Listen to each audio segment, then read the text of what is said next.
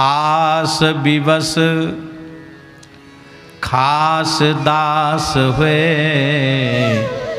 नीच प्रभु ने जनायो।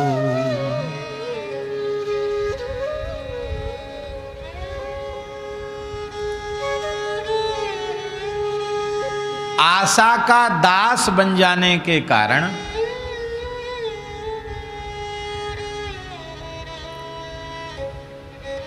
निकृष्ट से निकृष्ट लोगों को अपना मालिक बनाना पड़ा हमें, उनका सेवक बनना पड़ा हमको।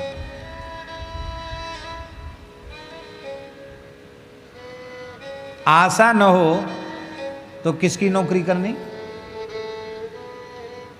कहां जाना।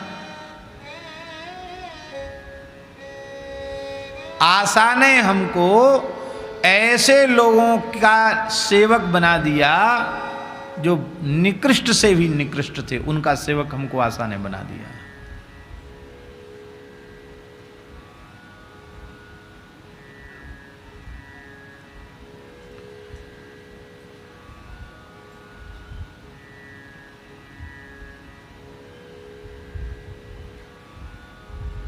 आशा तृष्णा सब घट व्यापी, कोई महल नहीं सूना। और भागवत जी के 11वें स्कंद में तो आशा ही परमम दुखम नैरास्यम परमम सुखम। भगवत चरणार विंद की शरण छोड़ करके, भगवत सेवा की भावना को छोड़ करके और किसी भी वस्तु व्यक्ति पदार्थ को प्राप्त करने की जो कामना है, अभिलाषा है, आशा है, वो दुख का मूल है, वो प्रत्यक्ष दुख है। आशा ने ऐसे लोगों का सेवक बना दिया है। देखिए विशेष बात है, खास दास है। ये जीव आपका खास दास है। खास दास माने निजी सेवक, शाश्वत संबंध है जीव का।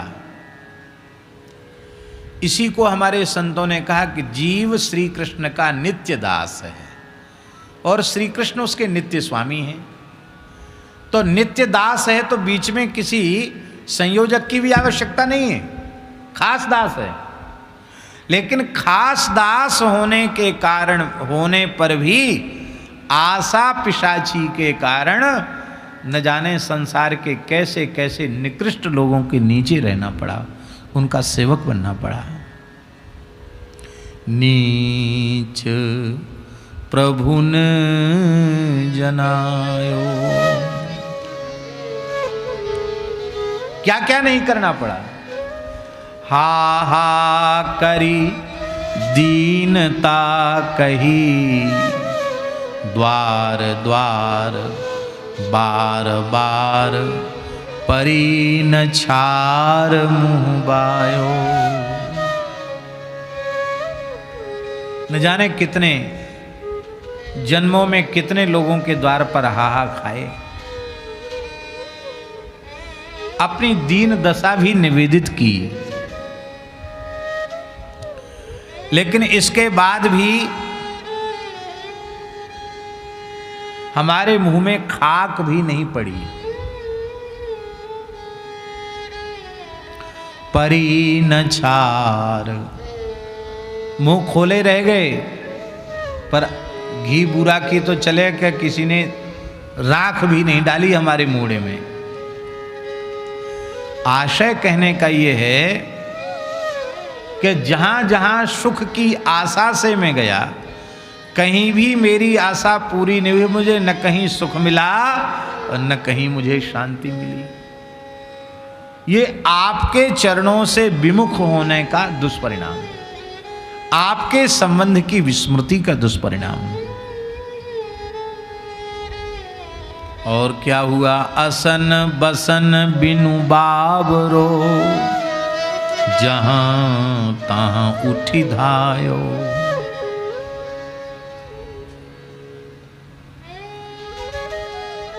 पागल की तरह, बाबरे की तरह भोजन के लिए, वस्त्र के लिए जहां तहां उठी धायो। देखो अन्यथा नहीं मानना, एक घटना हम आपको सुना रहे हैं, एक सत्य घटना है।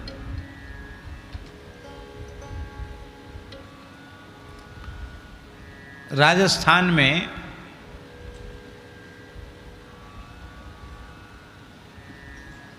झुंझुनू जिला, झुंझुनू है ना, झुंझुनू जिला में ब्रह्मचारी जी का स्थान झुंझुनू जिला में है ना, खांडवा वाले ब्रह्मचारी जी का स्थान झुंझुनू ही तो है, हैं? जिला थोड़ी है नारनौल।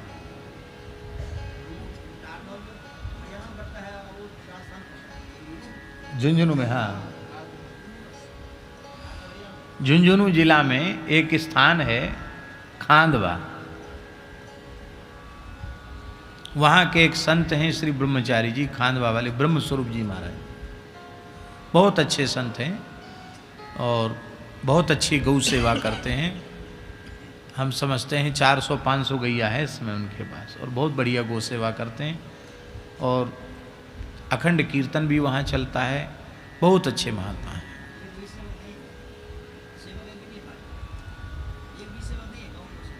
हाँ, ये एक विशेष बात है। स्वयं गोबर उठाते हैं, स्वयं सानी बनाते हैं, एक भी तनख्वाहधारी सेवक नहीं है। गांव के लोगों के साथ मिलकर सेवा करते हैं। गैया भी सब देखने योग्य है, सुंदर गैया। तो उनके गुरुजी थे ब्रह्मचारी श्री जगन स्वरूप जी महाराज। उनकी घटना आपको सुनाते हैं, बहुत प्रेरणादायक प्रसंग है। उनके गुरुजी जो जगन स्वरूप ब्रह्मचारी जी थे, वो उनका जन्म उसी क्षेत्र का था, झुंझुनू जिले का ही था। एक गांव का विप्र कुल का, ब्राह्मण कुल का जन्म था उनका। तो यहाँ गंगा किनारे है ना ये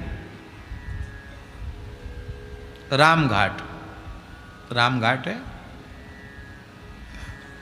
कहाँ? बुलंदशहर के आसपास पड़ता, कहाँ पड़ता है? हाँ, बुलंदशहर डिस्ट्रिक्ट में पड़ता है। हाँ,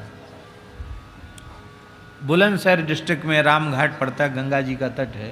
हाँ, तो वहाँ उनके गुरुजी रहते थे। वो गुरुजी वो उनका संबंध था ये अपने जो श्री जगन्नाथपुरी का गोवर्धन मठ है ना, गोवर्धन पीठ शंकराचार्य जी का, उस परंपरा के उनके गुरुजी शिष्य थे। वहाँ उनका स्थान था, वो रहते थे रामघाट में।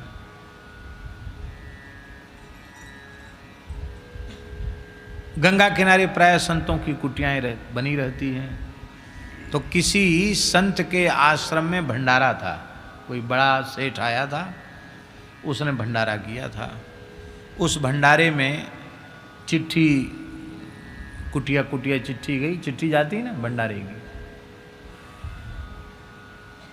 तो उनके गुरुजी ने जगन स्वरूप जी के माने जगन स्वरूप जी जिनकी घटना है, उनके गुरुजी ने मन में सोचा कि ये ब्रह्मचारी बहुत सेवा करता है, कभी कुछ मांगता भी नहीं है, तो इसी को चिट्ठी दे दो। उन जमानों में भंडारे तो ज़्यादा होते नहीं थे, बहुत कम होते थे भंडारे।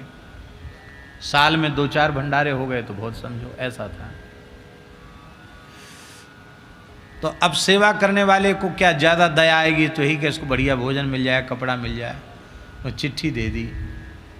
कहा क्या है गुरुजी, ये क्या है? बोले चिट्ठी है, देखो तुम खूब सेवा करते हो, हम तुम्हारे ऊपर बड़े प्रसन्न हैं, तुम चले जाओ, वहाँ भंडारा है और बढ़िया भोजन मिलेंगे, खीर मालपुआ खूब चकाचक जीमने को मिलेगा, और कंबल भी मिलेगा, कमंडल भी मिलेगा। अच्छा भंडारा है, मोटे भगत का भंडारा है, चले जाओ। तो ब्रह्मचारी जगन स्वरूप जी ने हाथ जोड़कर गुरुजी से कहा, गुरुदेव आपकी जहां आज्ञा वहां हम चले जाएंगे, हमें कोई आपकी उसमें कोई विचार नहीं आपकी आज्ञा में, लेकिन खीर मालपुआ मिलेगा वहाँ खाने के लिए, दक्षिणा मिलेगी, कपड़ा मिलेगा, कंबल मिलेगा, तो श्री चरणों की सेवा छोड़कर ये सब चीज़ प्राप्त करने की इच्छा नहीं है। भंडारा खाने के लिए, दक्षिणा लेने के लिए, कंबल कपड़ा लेने के लिए तो घर नहीं छोड़ा। के चरणों की सेवा मिलती रहे। जिसके लिए ब्राह्मण कुल में जन्म हुआ है, मनुष्य का जन्म मिला है, वो काम हो जाए, और तो क्या है। इस बात को सुन के गुरुजी बहुत प्रसन्न हुए। उन्होंने चिट्ठी वापस ले ली, दूसरे को दे दी। लोग तो आशा लगा के रखते हैं कि हमको मिले चिट्ठी, और हृदय से लगा के कहा कि बेटा तुम्हें निश्चित भगवत प्राप्ति होगी, जाओ। तुम्हारा जहाँ जन्म हुआ वहाँ से उसी क्षेत्र में तुमको सिद्धि मिलेगी, जाओ वहाँ चले जाओ। वो जंगल है, उस जंगल में बैठ करके भजन करना, द्वादशाक्षर मंत्र का जप करना, जाओ। द्वादशाक्षर मंत्र उनको दिया था, वासुदेव मंत्र, जप करना, तुम्हें प्राप्ति हो जाएगी।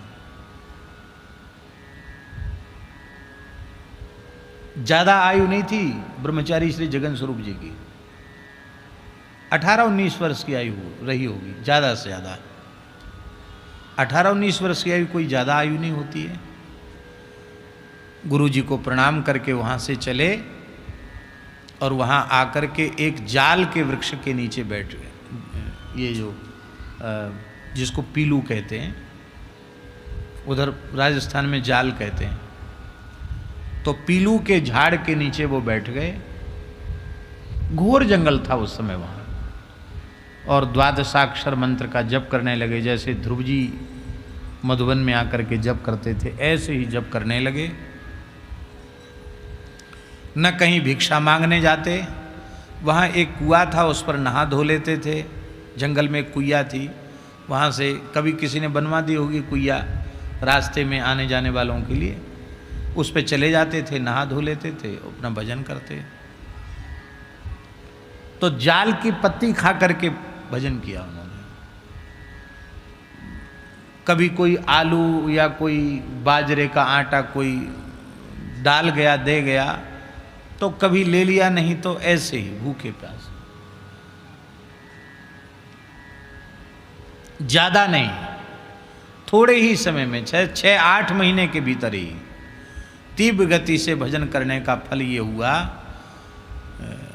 कि साक्षात भगवान के चतुर्भुज स्वरूप में उनको दर्शन। वो वृक्ष अभी भी है जहाँ उन्होंने भजन किया, जहाँ उनको जैसे ध्रुव जी ने साक्षात दर्शन प्राप्त किया, ऐसे ही उन्होंने साक्षात भगवान के चतुर्भुज रूप का दर्शन प्राप्त किया। और भगवान ने प्रसन्न होकर कहा कि अब तुम्हें क्या चाहिए। तो आपने रो करके कहा कि हमको आप मिल गए और कुछ नहीं चाहिए, आपकी प्राप्ति ही चाहिए थी, अब हो गई, अब कुछ नहीं चाहिए।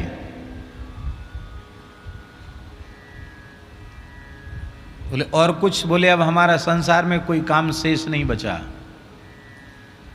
अब तो हमको अपने साथ ही ले चलिए। संसार में आने का प्रयोजन पूरा हो गया, हमको साथ ले चलिए। तो भगवान ने कहा तुम्हारे शरीर को अभी हम यहाँ रख करके बहुत कुछ काम लेना चाहते हैं, और जैसी आपकी प्रसन्नता, तो यहीं रहो, कहीं जाना नहीं आपको, और यहीं जीवों को नाम कीर्तन का उपदेश करो, बस इतना भगवान आज्ञा दे करके चले गए। और वे वहीं विराजे। अभी तक कोई मठ मंदिर नहीं बना, वहाँ मंदिर नहीं बना, वहाँ कोई मंदिर नहीं है अभी भी। गुरु जी ऐसे फक्कड़ थे, बोले मंदिर बनेगा, उत्सव होंगे, भेंट चढ़ेगी, तो आने वाले भजन करने वाले साधक पैसा देख के बिगड़ जाएंगे। कुछ नहीं, भिक्षा की रोटी खाओ, राम राम करो, बस भजन करो, कुछ नहीं।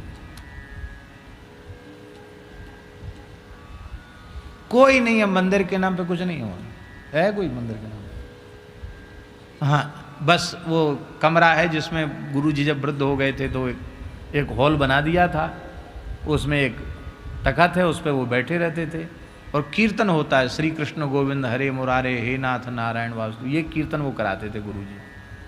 उस पूरे क्षेत्र में श्री कृष्ण गोविंद हरे मुरारे, जहाँ देखो श्री कृष्ण गोविंद हरे मुरारे, एक संत की कृपा से, कहीं नहीं गए।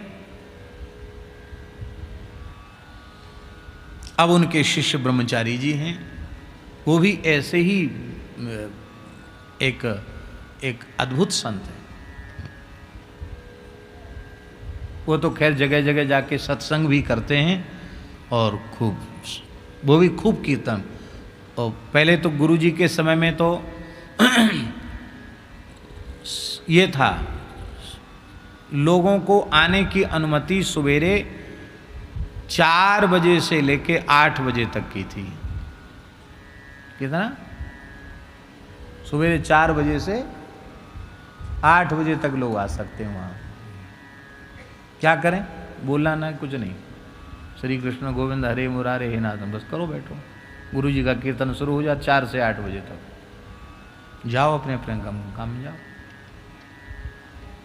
खेत वाले खेत पे जाओ, व्यापारी अपने व्यापार में जाओ, जिसको जहाँ जाना वहाँ जाओ।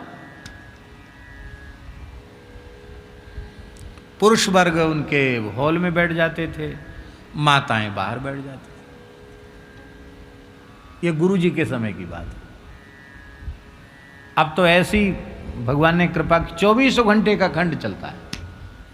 दिन में माताएं कीर्तन चला लेती हैं और रात्रि को पुरुष लोग चला लेते हैं। 1 पैसा किसी को नहीं दिया जाता। पैसे को वहां लेन देन है ही नहीं, ना कोई ट्रस्ट है, कोई ट्रस्ट भी नहीं है। ट्रस्ट तो तब हो जब पैसे का हिसाब किताब रखना हो। अभी भी ट्रस्ट नहीं है वहां, ना कोई ट्रस्ट है, ना कोई समिति है, ना कोई कमेटी है, और न कोई भगत है। और सब आकाश वृत्ति से गौ माता की कृपा, सब कुछ वहां चल रहा है। बोलो भक्तवत्सल भगवान की जय। और कीर्तन की पद्धति भी अलग है। कीर्तन की पद्धति अलग है। जैसे कीर्तन सब जगह होता है, तो जैसे एक बार हम बोलेंगे फिर आप लोग बोलेंगे, वहाँ ऐसा नहीं है, सब एक साथ बोलेंगे। श्री कृष्ण गोविंद हरे मुरारे हे नाथ नारायण वासुदेव। श्री कृष्ण गोविंद हरे मुरारे हे नाथ नारायण वासुदेव। श्री कृष्ण गोविंद हरे मुरारे हे नाथ नारायण वासुदेव। श्री कृष्ण गोविंद हरे मुरारे हे नाथ नारायण वासुदेव। श्री कृष्ण गोविंद हरे मुरारे हे नाथ नारायण वासुदेव। श्री कृष्ण गोविंद हरे मुरारे हे नाथ नारायण वासुदेव। अब बताओ बाबा जी श्री जगन स्वरूप ब्रह्मचारी जी महाराज, और उनको गांव के लोग कहते थे धोला बाबा। सफेद कपड़ा पहनते थे, ऐसा सफेद कपड़ा, ब्रह्मचारी सफेद कपड़ा पहनते। तो गांव के लोगों ने नाम भी नहीं पूछा कि इनका क्या नाम है। वहां लोग कहते बोल धोला बाबा की जय। धोला बाबा कौन? सफेद कपड़ा पहनते, धोला बाबा हो गए।